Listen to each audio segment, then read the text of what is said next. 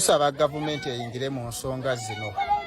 Muganda waffe ono abadde talina musango, baamukubye ne bamutta, ne bamukuba ne bamumenyaamenya ne bamuggyamu obwongo, naye ng'omugagga yamutwala kumusimira kinnya. Okitegeera, yamutwala kumusimira kinnya Nakitokolo, naye yasobodde omwefuulira ekiro ne bamutta. Gavumenti jangu oyingire mu nsonga zino. Abantu bafiira obwereere nga temukitegedde ne bikomaawo. Banange tambuza vidiyo etuuke ku basobola okuyamba famire. Tambuza vidiyo. Kitalo nnyo, kitalo ddala. Nkuleetedde stories za mirundi 3 naye zonna nga za nnaku njereere. Katutandikire n'ewa omukulu amanyikiddwa nga Katumba James. Ono bambi ng'abadde nkuba kyeyo ali saidi zaawo e Saudi Arabia, yavudde mu bulamu bw'ensi eno.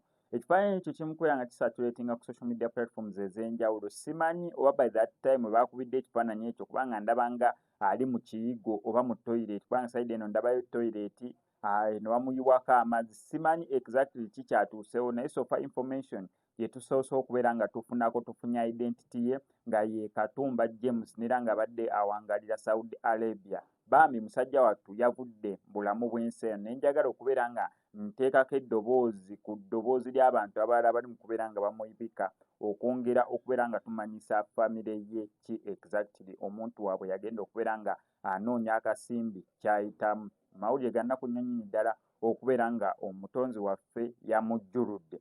Eyo stiru nga tuvuddeyo nagambye ngenda kuwa story 3 naye zonna nga za nnaku. Ne story endala, omu ku ba service provider mu ggwanga erya Uganda nga banene battereeza ensonga y'amasannyalaze g'okyaginga iPhone yo osobole okulaba SMX Media ku YouTube. Musajja wattu wa umeme yabadde ali mu kwasaganya emirimu gye,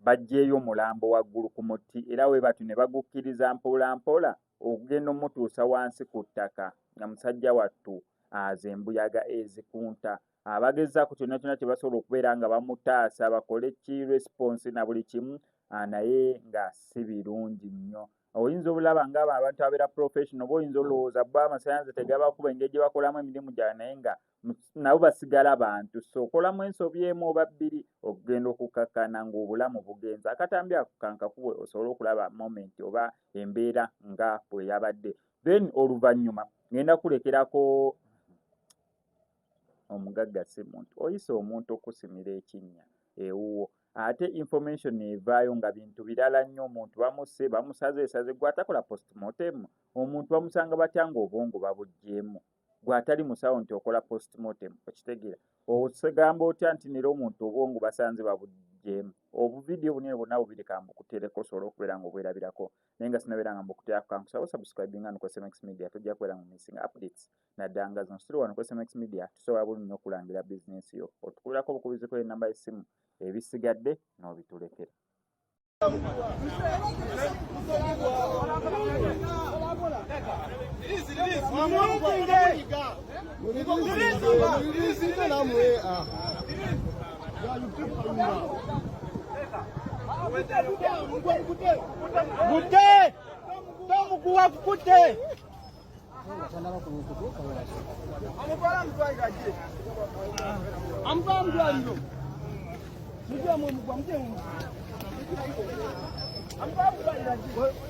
Tusaba gavumenti eyingire mu nsonga zino. Muganda waffe ono abadde talina musango, baamukubye ne bamutta, ne bamukuba ne bamumenyaamenya ne bamuggyamu obwongo, naye ng'omugagga yamutwala kumusimira kinnya. Okitegeera, yamutwala kumusimira kinnya Nakitokolo, naye yasobodde omwefuulira ekiro ne bamutta. Gavumenti jangu oyingire mu nsonga zino. Abantu bafiira obwereere nga temukitegedde ne bikomaawo. Banange tambuza vidiyo etuuke ku basobola okuyamba famire. Tambuza vidiyo.